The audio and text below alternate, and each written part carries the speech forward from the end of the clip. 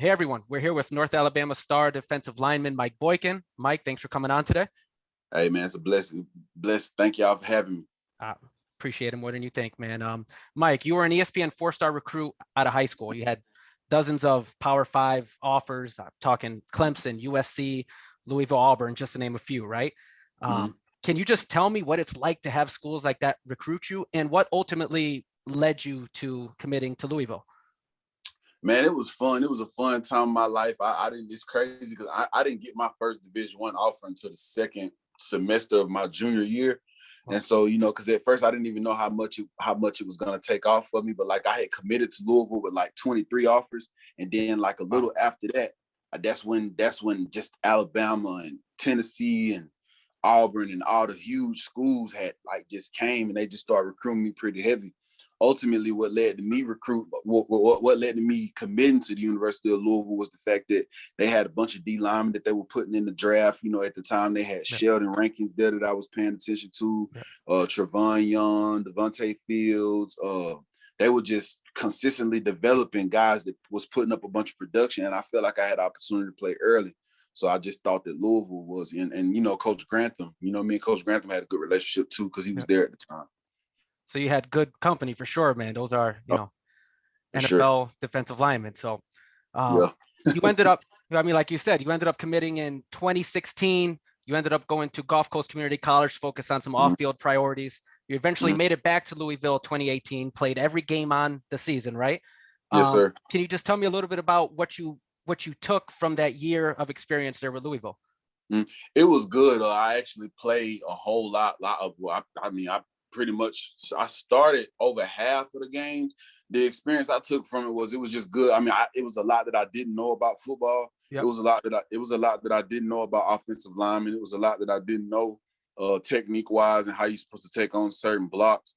And that one year pretty much helped me out. And I mean, it just taught me so much about the game. So Right. I mean, I feel like I know the game inside and out just off of that one year I spent at a Power Five level. Right. That's that Power Five D1 coaching will do that. Absolutely, man. Yeah, most So definitely. you did only spend that one year, Hmm. 2018 in Louisville, then you transferred out. Was there Right. any reason behind it? Was it playing time? Was it Yeah. staff? I mean, what was it? Well, it didn't have anything to do with playing time. I mean, I started about 6 or 7 games. Yep. I was playing over 30 snaps a game. It had nothing to do with playing time. The thing that ultimately led to me transferring from Louisville was the at the mid that towards the end of the season we were 2-8 and everybody got fired. And like that staff was the same staff that recruited me from high school. And me and Coach Sure. Scott, we had a good relationship. We wasn't doing too well, but a 3-4-4-3. I mean, I was learning defense. I was understanding what noses were supposed to do, what three Yeah. techs was supposed to do. And the new staff that came in, it was a good staff. I took my hats off to Louisville defense because they done changed everything. They're winning Right. games now. But just the system and what they did, the 3-man front, moving left, moving, it just didn't work for me. That ain't really what I wanted to put on film. I still wanted to be able to come out of my hips and strike guards and take on double team because I feel like that's more what's going on at the next level Right. than than what that defense. So I just wanted to get in another system. That's pretty Gotcha. much how it was. And so you ended up transferring out for a year Hmm. to Tennessee State. Right. Yeah. Tennessee State. Did you play there that season? Yeah, I played 4 games. Okay. I think I had 2 sacks and like 4 tackles for loss. The few games that I was in, I was doing pretty well. I had an ankle injury that held me back. I had a grade 3 ankle sprain. So that's the reason I really don't have much film at Tennessee State. What led to me leaving Tennessee State was because when I got there, I was still in contact with some Division I schools. I'm not trying to knock Tennessee State, but Yep. the only reason I ended up going to Tennessee State was because of the NCAA waiver thing. Sure. I mean, so it was just, it was other D1s telling me, as a grad transfer, you can come here. You do good one year, you can come in to this school. So I just kept that option open. Right. Uh, and so once I got my degree and once I got the grades that I wanted, I just felt like I was like, okay, maybe I could go back to the FBS and see what I could do at the FBS level. Yep. So that's what led to me leaving Tennessee State. And I didn't want to. I thought that was the end because I'm like, that's a bunch of transfers, but the opportunity to get back on a play against FBS competition again, I didn't want to pass that up. Right. Yeah.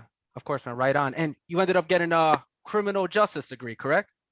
No, it was social science. It was So, communication at first, but okay. they changed it. It ended up being social sciences. I had I actually had that too. I went for sports management at the college that I was at, and they ended up nixing the whole program. So it just Yeah, turned into a marketing degree. So I right. totally get it, man. Totally get it how they could. It sucks, but I get it, you Yeah, know? they switched everything up. They switched everything up on me.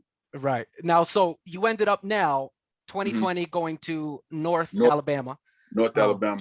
and I seen some of your tape. I seen your best game against Southern Miss. You had made 4 tackles, 2 for a loss, got a sack. You blocked that field goal too. I mean, it looked like you were clearly the most dominant defender on the field that day. Hmm. But you didn't get a chance to really showcase that on a full season, obviously, Exactly. I mean, Right. because of the pandemic. But in the opportunities that you did have, what are some of your biggest takeaways in your development during your time there? I just feel like knowing that I can for sure play every position to the table than any other D lineman in the draft, not knocking anybody. But I think I can truly get in there and play nose. I can truly play 3 technique. I could stand up and rush off the edge. I think it's some defensive ends in the draft that's good at defensive end, but they won't be able to bump in the inside and do what I Right. can do on the inside. So I just think that this past season I put on tape that I could play 1 through 5 positions, and that was the biggest thing for me. And I could stand up some. Yeah, I agree with you, man. From the tape that I have seen, man, you've got long limbs. You got some good swim moves. You're able to move around your blockers.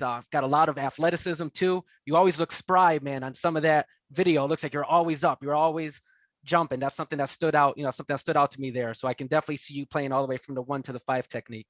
Absolutely. Now, Yes, sir. since you have Absolutely. declared for the NFL draft, what have you been Mhm. doing to prepare, and how's that process going for you?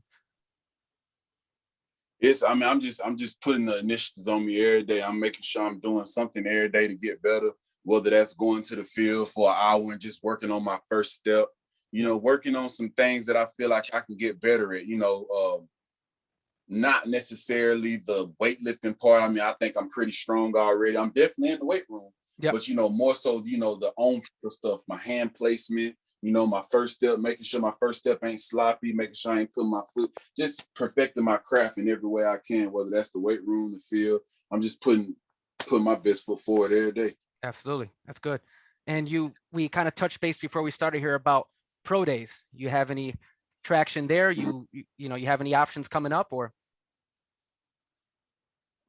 Yeah, I'm actually gonna have my pro day March 19th at North March Alabama. 19th? Oh, nice. Awesome. Good for you, Yeah, man. y'all the first people I let know. I Oh, hope I don't look at get in that. trouble for it, but Look at that. I got one. I got one. So News break on Draft Lord, man. I love it. Hey, excited. that's awesome, man. That's good for you. Good for you, man. I'm happy you got that. I'm too man. I appreciate it. I'm too excited for it. I didn't know if I was gonna be able to get one. There was a lot of schools that was telling me that it would take away from their players, and I wasn't gonna be able to do the pro day there. So I'm just glad North Alabama came through, and now I can have my pro day at my school. Well, I'm more comfortable at anyway. Right. Well, you seem persistent, man, and getting your name out there. I can definitely tell you've been going at it every day. So, that persistence definitely pays off, and I'm happy you got that pro day. You know, Yes, sir. um, Absolutely. so you're officially an NFL draft prospect. I think you have all the God-given abilities and tools to make it in the league. Um, so to close it out, what really should NFL front offices, scouts, and fans know about Mike Boykin, the player, and Mike Boykin, the person? Mike Boykin, the person is I'm I bring a lot of energy. I'm easy to get along with. I think I'm a good teammate. And as far as what you're gonna get out of me on the field, you're gonna get everything out of me. I don't I think drafting me is just as good as drafting the number 1 pick of the draft. I'm gonna do everything, come there every day, first one there, last one to leave. And I'll be able to, with what I know, I think I'm smart. I'll be able to learn the system and I'll be able to play. I'll be ready to play day one. I know what to do.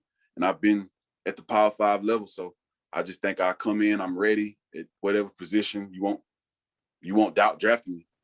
Love it. NFL, 32 teams. Mike Boykin is ready to play. Mike, thank you first and foremost just for coming on and speaking with me today, man. You got a big personality. Like I said, I think you got all the tools to compete for a roster spot in the NFL. Man, I wish you the best of luck. I hope we stay in touch. We can talk again down the road, man. But I think the future's looking pretty bright for you, Mike. Yes, sir. Thank you, man. I appreciate you. Thank y'all for having me. Anytime, man. So that wraps up our Draft Lord prospect feature with North Alabama star defensive lineman Mike Boykin. You can follow Mike on Twitter at 46+1. That's correct, right? Yes, sir. That's you got me. it. And you can find us on Twitter and Facebook at Draft Lord Sports. Be sure to visit draftlordsports.com for Mike Boykin's scouting report and 300 other NFL draft prospect profiles. Thanks for tuning in, and we'll catch you next time.